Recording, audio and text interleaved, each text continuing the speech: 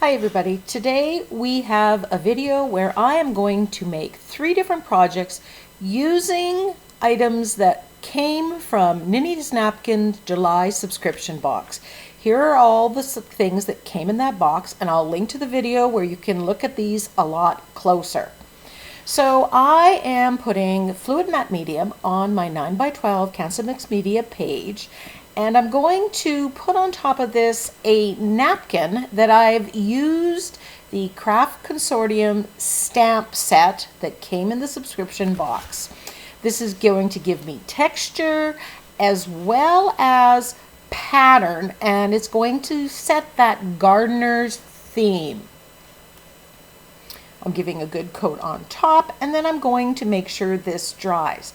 Now, this watering can with the floral was from this stencil, Gardening Happiness, from the Crafter's Workshop. And when I got the subscription box, I went into my stash and I pulled out things that were of the same theme that would work. So I love this watering can. I had that in my stash. I was just playing around with stenciling.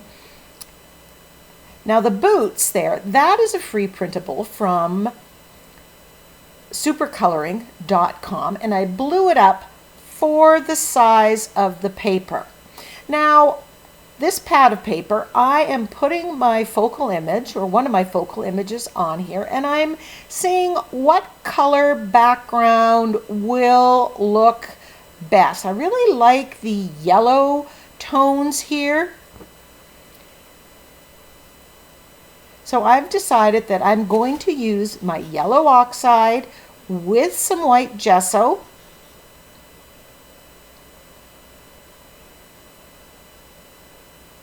And spread that across the background. I'm adding a little bit of quinacridone magenta just to bring in that pink that was in those florals. Now, you'll notice this is pushing back the stamping.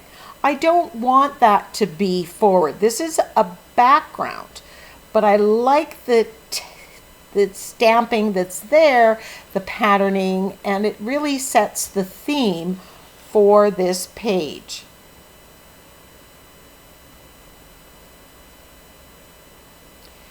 I used the platinum modeling paste from the Crafter's Workshop with these gardening tools.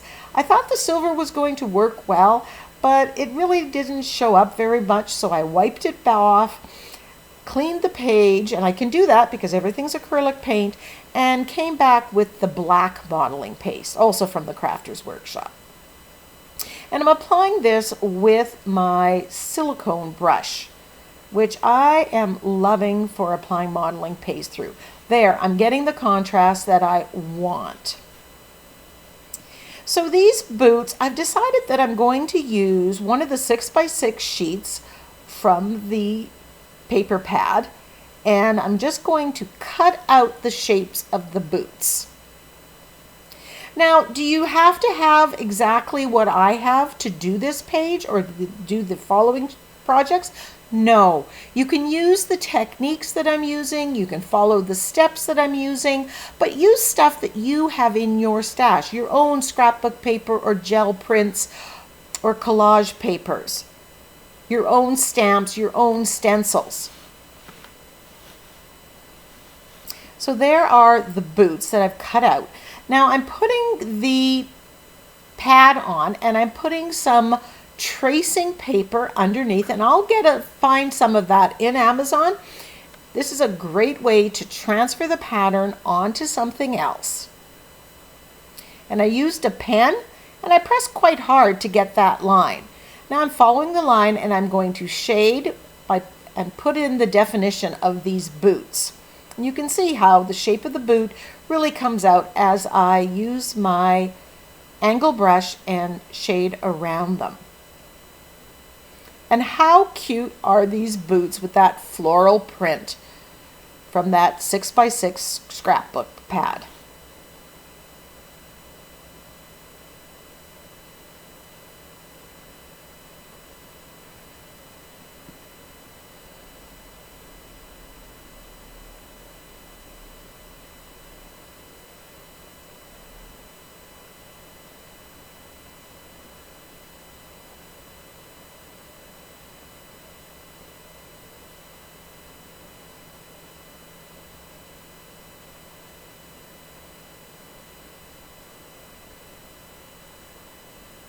And I just keep working in the detail, adding more color as I see fit.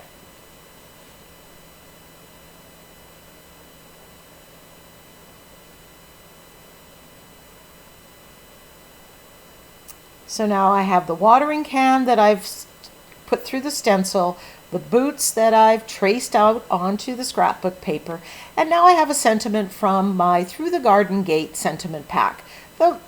That sentiment pack is available at NinnysNapkins.com. So now I'm going to play with the orientation of my elements. I've got one with modeling paste, one with scrapbook paper, and one that I've stenciled onto copy paper. And there's lots of options about how I organize this. When I've got a composition that I like, I'm gluing everything down with my matte gel medium. And I chose this because the scrapbook paper is a little bit thicker.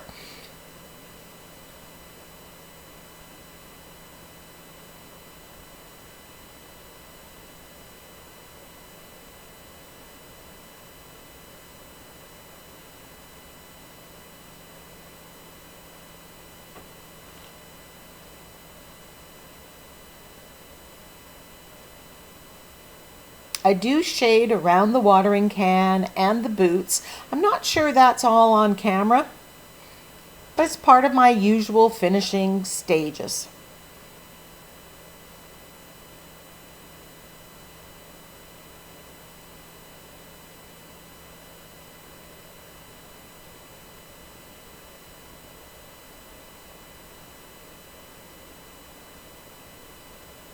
I love those boots so much. I have another project in mind to use them.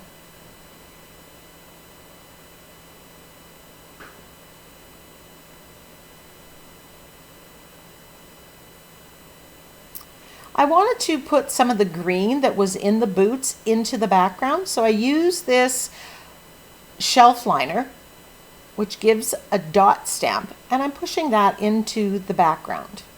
Just a little bit more interest added. Oh, here's where I'm shading around the focal image. I'm using my angle brush and using my shading technique. This is just going to make the focal images pop off a little bit more from the background. I think a blue background would have looked good here too. What do you think?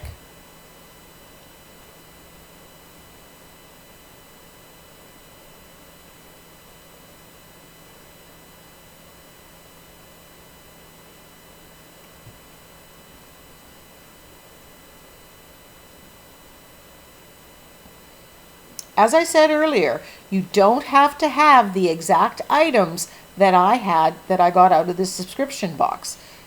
Look at what you have and make substitutions. There are lots of clip art for boots or watering cans. If you don't have a stencil or stamp, that will work.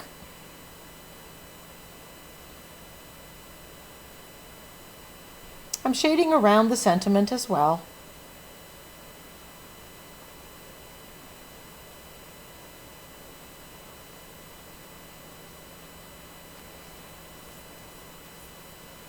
And then I'll edge the page with the black acrylic paint too.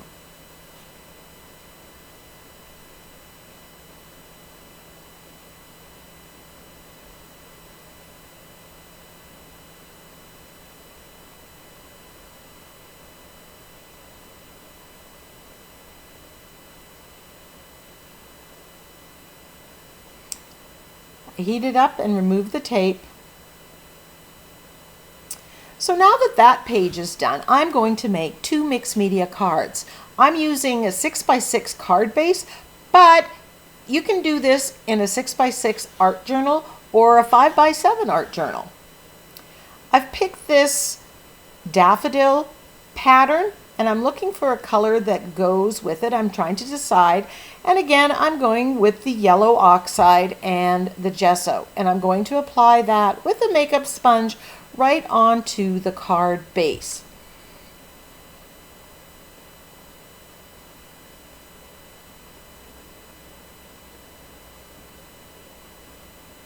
with the making of these cards and the art journal page, I'm using scrapbook papers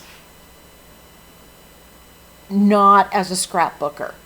If you are an art journalist, these are ways that you can use your scrapbook papers. When I apply the color to the card base, I want to get variation in tone. That's why I'm mixing the white gesso in with the paint. I like all that interest that I've built into that background. And once I get it exactly how I like it, I'm going to give this a good dry.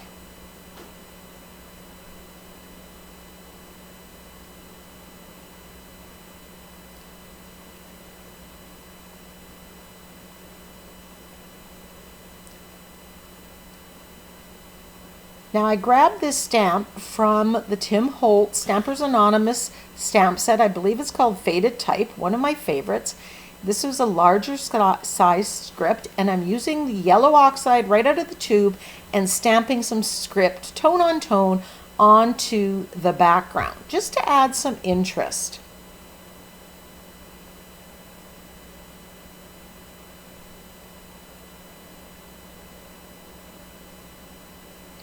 Now I have this 6x6 page, and I am going to make a bit of a border by cutting this out across the top of the daffodils.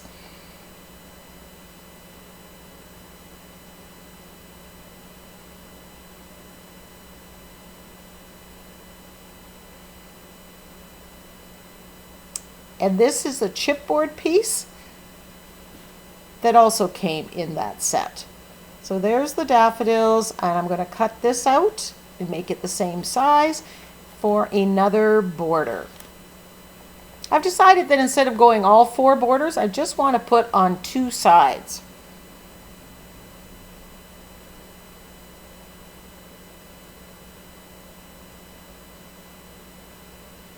Just making sure they're the same thickness. I could put on the left and the right, or I could do top and bottom or side and bottom. And I think I'm going to do the 2 sides like that, and I need to cut one more for that little piece at the end.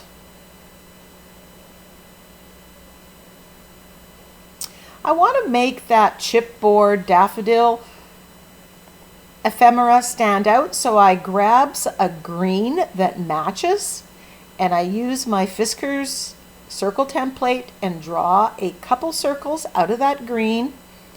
I edge it with black archival ink, and I've picked another sentiment from my Through the Garden Gate sentiment pack.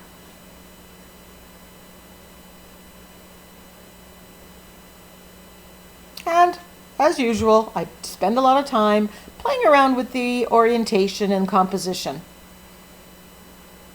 I use archival ink and edge all my elements. It really makes it stand out all the more.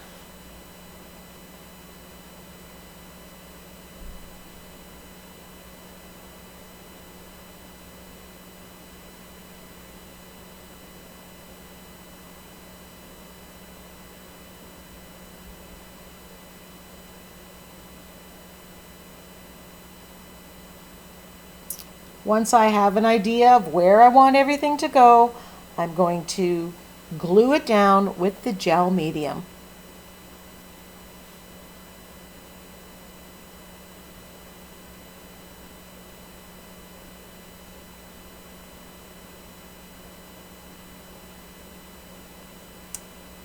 Well, I decide that I want some black, fine patterning in the back, and I use another Tim Holtz Stampers Anonymous set, and I'll list the name of it in the back in the description box below. I'm happy now with how the amount of detail that's in the back, so I'm ready to glue it down, and I have this applicator that I bought at the Dollar Tree to apply the gel medium. I thought I'd save some of my brushes. I really prefer using my brushes to apply the gel medium though.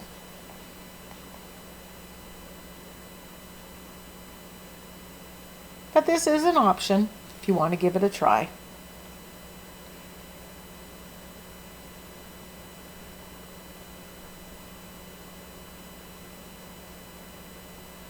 This 6x6 card base, it does come from the Crafter's Workshop, and it comes with an envelope.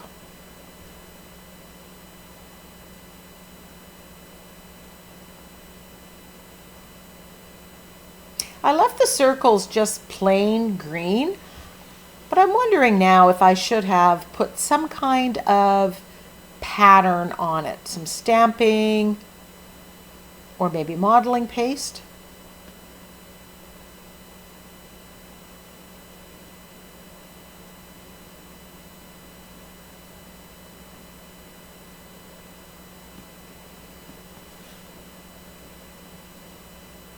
I was curious to see if the gel medium would work to adhere the chipboard, since it has a little bit of thickness to it, and it did a wonderful job. And I glued the sentiment, "Where flowers bloom, so does hope."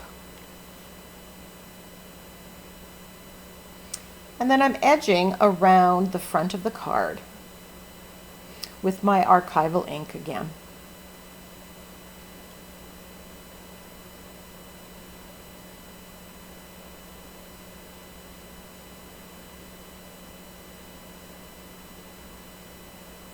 And I apologize that I'm kind of out of frame. When I get into creating so much, I lose track. So now I'm moving to the next card, and I'm using one of the 6x6 pattern papers from the stamp pad, or from the scrapbook pad, and I've cut it to 5 1/4 because I want a white border around the edge. I've edged it with archival ink, and then I'm just going to glue it onto the card base. So here I'm using the scrapbook pad, the 6x6 one, as an Insta background. It has these lovely soft pink tulips on it.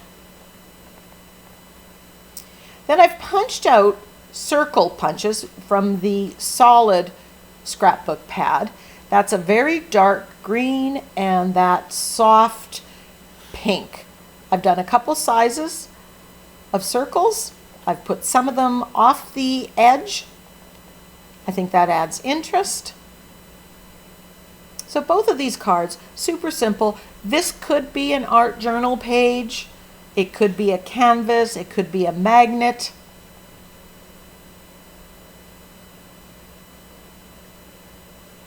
Adding the circles beefs up the focal image, the chipboard focal image. It gives more weight to it. And another sentiment from the same Through the Garden Gate sentiment pack.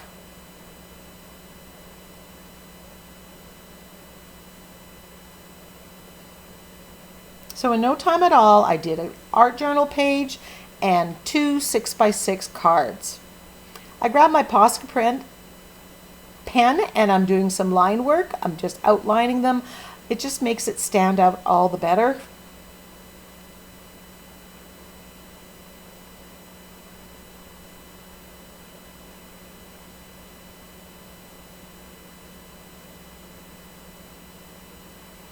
And I'm going to outline the sentiment as well.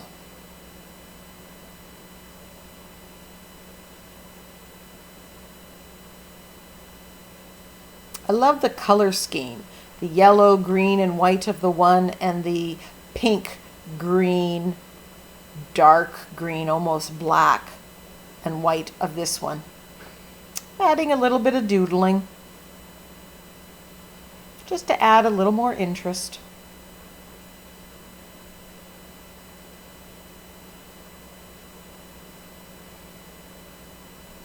Which card is your favorite? Or do you prefer the 9x12 art journal page?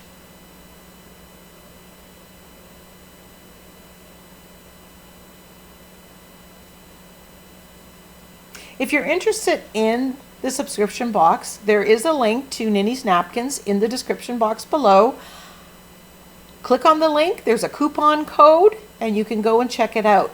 I understand Nicole has a lot of things on clearance right now, so when you're there, always check out what's in the clearance.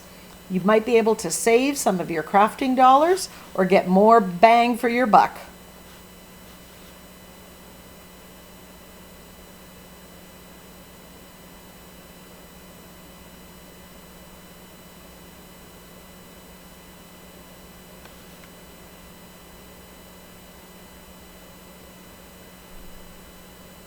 Simple, but lovely.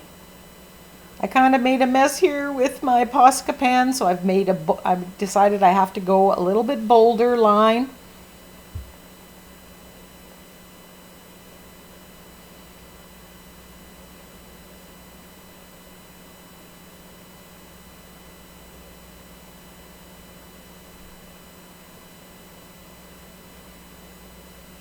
Thank you if you are a subscriber to my channel. If you're not, please hit the subscribe button. Click on the bell and check the option to be notified of upcoming videos. That way you won't miss any.